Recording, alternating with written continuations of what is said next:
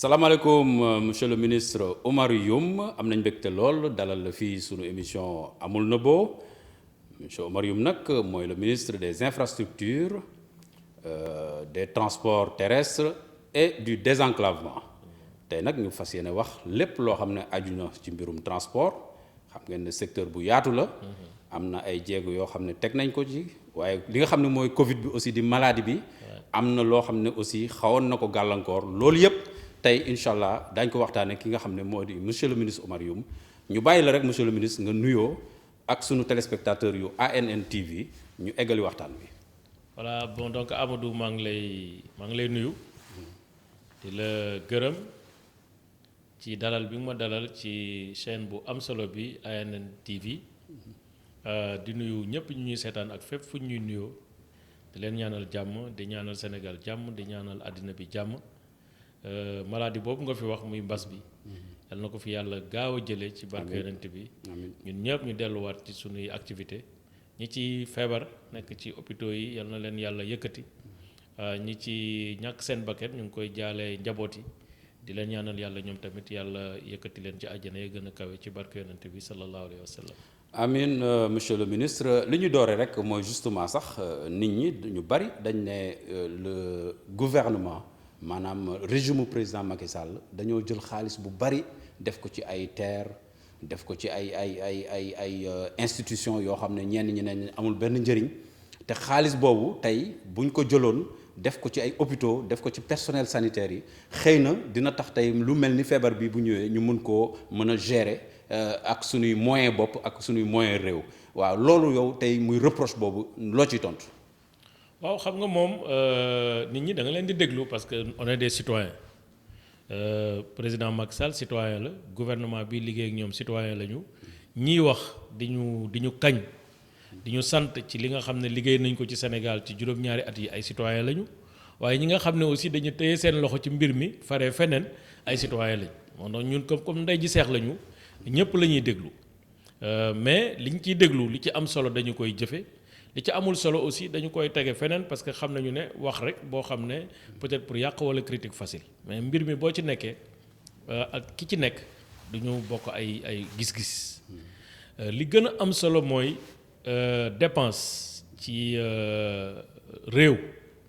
moom mooy doxal réew rawatina nag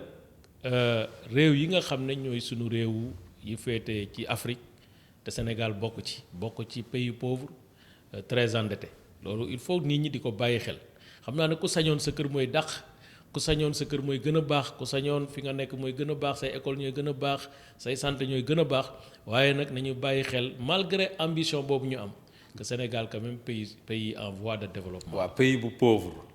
waaw léegi nag nu muy jëlee xaalis di ko def ci ay institutions bàyyi loo xam ne nit ñi ne loolu mooy farata. loolu c'est l'introduction pour que ñëpp xam suñu tolluwaay. d'accord.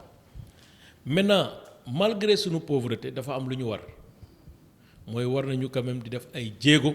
pour saafara pauvreté boobu war nañ def ay jéego pour yokk sunu croissance war nañ def ay jéego pour que fi ñu nekk ku ko jël am loo ci yokk ba nga xam ne keneen buy ñëwaat dina am lu mu fekk loo xam ne da koy sofaat waaye du ko sos te réew mënul dem sans infrastructure. réew mënul dem sans agriculture réew mënul dem sans infrastructure hôtelière mënul dem aussi sans santé mënul dem sans éducation mënul dem sans enseignement supérieur loo ñàkk faaw yooyu moom da nga koy saafara li la ciy gën a dimbali nag saafara mooy dépenses publiques yi nga xam ne c'est des dépenses d'investissement Sénégal nag nekk dëkk bu xaw a doy waar 16 millions d'habitants lañu. ñu am capital bu tudd Dakar représenté 0,3% de la superficie presque 80% des activités économiques industrielles tourisme lépp à part agriculture lu ci bare y compris les activités de pêche infrastructure aéroportuaire lépp Dakar la concentré wu le personnel des services de banque 96%. Plus de 45% des fonctionnaires de l'État du Sénégal sont à Dakar mu nekk presqu'île nekk dëkk bu xat bu naqaree liggéey ci wàllum urbanisation te it dem beeg dikk bi du mën a ñàkk loolu moo tax Banque mondiale dans le cadre de l'étude sur un programme de mobilité urbaine bi ñu defoon en 98 ñu constaté ne Sénégal mu ngi ñàkk ci affaire dem ak dikk plus de 108 milliards de francs CFA par année boo ko xaymaa ci 10 ans mooy Sénégal mu ngi ñàkk lu tolloog 1000 milliards par année en 20 ans 2000 milliards par année xam nga 98 ak léegi sori na bu ñu ko réactualiser chiffres yi en tenant compte que Sénégal sunu trafic routier mu ngi croître de 8% par année sunu parc automobile mu ngi croître de 10% par année te nit ñi dañu war a xëy dem liggéey dans des conditions de performance en réalisant des gains de trajet bu ñu liggéeyee dañu war a jàpp forme maanaam ku dem di liggéey yoonu liggéey bi war a la sonal parce que liggéey bi moo la war a sonal mais pas yoonu liggéey bi moo tax président ci mandat mu ne accès au service de mobilité collective maanaam tey li ñu war a def dëgg-dëgg pour renverser situation boobu nga xam ne constaté nañ ko te la muy dëgg ñun ñëpp ñu gis ko gis embouteillage yi ni mu mel gis bu waree jógee Guédiawaye dem Dakar 90 minutes de trajet ngay def boo waree jógee Pikine dem Dakar 80 minutes ou plus de 1 heure de temps ngay def ci yoon bi 2 heures de temps mais président ne nañ leen fexe ba nga xam ne suñu investissement yi ñuy def nañ ci boole les investissements sur les infrastructures de transport. maanaam daal le développement passe par les routes. passe par les routes te loolu mooy dëgg parce que tey ak loo mënti def suñu port bi su compétitiful camions yi nga xam ne marchandise bi nga xam ne lu ci baree bari Mali la jëm yenn yi Guinée la jëm yenn yi Gambie la jëm bu ñu góorgóorluwul pour que dem beeg dikk bi jàppandal mais dañu am ay yeneen dëkk yu ñu wër donc Sénégal war na gën a defar compétition te loolu aussi facteur de compétitivité la. moo tax loolu yëpp moo tax ñu def investissement bi nga xam def nañ ko ci TER bi qui est un investissement totalement justifié et rentable. parce que banque yi lay lebal. nu ñu la lebal xaalis nga def ay investissement yoo xam ne c'est pas des investissements. waaw nu TER bi rentable. li muy rentable mooy déjà bu dee yow wax naa la léegi ne depuis 98 ñu ngi perte 2000 milliards ci ay embouteillages ak ay problèmes yu lié wu à la pollution su ma defee benn investissement 700 milliards de francs CFA boo xam ne tey dina ma. permettre non 1000 la. non loolu moom xam nga gaañ yi. on va pas discuter sur les chiffres. non mais bu leen neexee ñu ne 1000 2000 3000 mais ñun ñu ne ci biir. allons à l'essentiel. ñun ñu ne ci biir xam nañ ñaata la. te boo su ñu toogee dinañ xam parce que état. li muy dépensé yëpp ñëpp dañ koy gis. li ñuy dépensé loi de finance la. bu ñu ko dépensé ba pare dañ koy yóbbu assemblée nationale. ñañu fay dafa am traçabilité kuñ ci fay 1 franc xam nga ne chèque lañ la fayee virement lañ la fayee am na traçabilité donc on a aucun intérêt à dire 700 millions la wala 700 milliards la wala nangam te nekkul loolu. mais pour l'instant dama ne loolu mooy chiffre bi nga xam ne moom moo am. moo officiel. léegi nag dépense boobu kenn mënul ne dépense de prestige la dépense bu waroon a nekk la lu am solo la def nañ ko te bu commencé daw nit ñi dinañ gis ne lii ñuy liggéey mooy li am solo. loolu moo lan mooy njëriñu TER. loolu moo indi BRT bi TER xam nga lan la. waaw lan mooy njëriñu moyen de transport capacitaire. maanaam transport de masse xam nga ku luy def 150 000 passagers bokkul ak Ndiaga Ndiaye bokkul ak Dakar Dem Dikk nga xam ne 45 90 personnes maximum ñooy nekk ci bus bi dans des conditions yu métti bokkul ak loolu. kon du borom daraja yi rek ñooy dugg ci TER bi. non du borom daraja yi déggoo ma ne la moyen de transport de masse. loolu kay mooy li gën a leer mooy maanaam sénégalais yi prix sénégalais moyen war na mën a dugg TER sans problème c'est-à-dire kiy xëy di dem di wàcc war na dugg TER sans problème rawatina nag travailleurs yi nga xam ne dañuy am indemnité li ñu tuddee prime de transport mais aussi léeg-léeg seen këru liggéeykaay dañ leen di jàppale ci fii. maintenant dafa am ñaari façon dépense mooy dépense d'investissement nga xam ne c'est des dépenses d'investissement pour accroître la productivité. loolu mooy axe 1 plan Sénégal émergent parce que productivité mooy tax nit ñi di dem ci kanam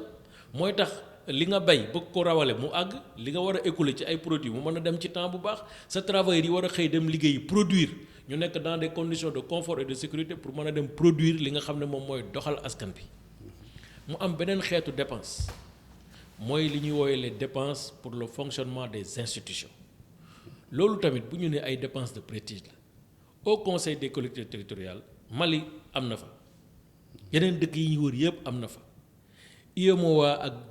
ak Union africaine sax dañuy def benn charte ci décentralisation ne institution yooyu pays yi dañ ko war a dëgëral. Pourquoi? Parce que décentralisation ak concentration maanaam ñaari ki nga xam ne exécutif bi central le pouvoir central ak le pouvoir territorial le pouvoir local dañu war di lëkkaloo di waxtaan. Il faut mu am ci seen diggante instrument yoo xam ne dialogue de pouvoir boobu ñoo koy huiler sinon du am sens te comme amuñu Sénat parce que pays yu bari yu amul au conseil dañu am Sénat moom mooy taxawal foofu rôle bi nga xam ne au conseil mu ngi koy jouer donc loolu moo tax au conseil des collectivités territoriales il faut mu am ci réew. Conseil économique et social il faut mu am ci réew parce que ku ci nekk am nga rôle booy jouer. Assemblée nationale il faut mu am ci réew comme ni gouvernement war a amee ci réew parce que réew na dañ koy pencu. waaw assemblée on comprend. léegi mais nag yële li ci des li ñi naan par exemple c'est c'est des des institutions budgétivores. non c'est des instruments de la démocratie. Vous pensez que c'est utile? Démocratie participative dafa war a ànd ak ay instruments comme société civile ni mu war a amee ci biir dëkk di wax noonu la ay waa am ay instruments yu war a lëngaloo ak président de la République paysans yi nekk fa. ñuy wax les agriculteurs éleveurs yi nekk fa mooy càmm gi ki nga xam ne nekkul ci benn parti politique maanaam société civile ne fa mais loolu mooy tax. gouvernement bi dootuñu ko du nekk gouvernement wu pàcco mais gouvernement wu pencoo lay nekk. d'accord monsieur le ministre. maintenant beneen bi ma ci bëgg a yokk. balaa ngay dugal sa wax mooy démocratie moom amul prix waaye nag am na lu muy jar. am na coût. am na coût moom loolu tax ñu ne nit ñi démocratie n'a pas de prix mais à un coût. mënuñu bëgg une chose et son contraire donc loolu moo tax ma gëm ne institution yi ay la yéwén lu fi am solo la. du rek ay institutions yoo xam ne dafa budgétivore mais démocratie bu baax bu jaar yoon bu àgg fa mu war a àgg dafa war a am ay instruments yuy gunge le pouvoir exécutif am ay instruments yuy gunge le pouvoir. waaw léegi dama lay yeggee ñi nga xam ne ñoom la ñu mën a tuddee les pourfendeurs de ces institutions. lu ñuy wax ñoom nee nañu xaalis ba ñu def foofu mënoon nañ ko jël utiliser ko ci lu mel ni santé ci lu mel ni éducation nga xam ne à chaque fois il y a des problèmes. ma lay wax ne aussi santé ak éducation delluwuñu gannaaw. ci li nga xam ne gouvernement président Macky Sall mu ngi koy liggéey bien avant déjà rek maladie bi xew ci Sénégal xew ci àddina bi laay wax mais 4 infrastructures hospitalières ci sunu programme lañu tëral parce que bi ñuy ñëwee bi li ñu njëkk a wax mooy gis nañu ne Sénégal 100 Sénégalais yoo jël 80% amuñu accès aux services de santé lu ñu tëral couverture maladie universelle dugal fa ay milliards.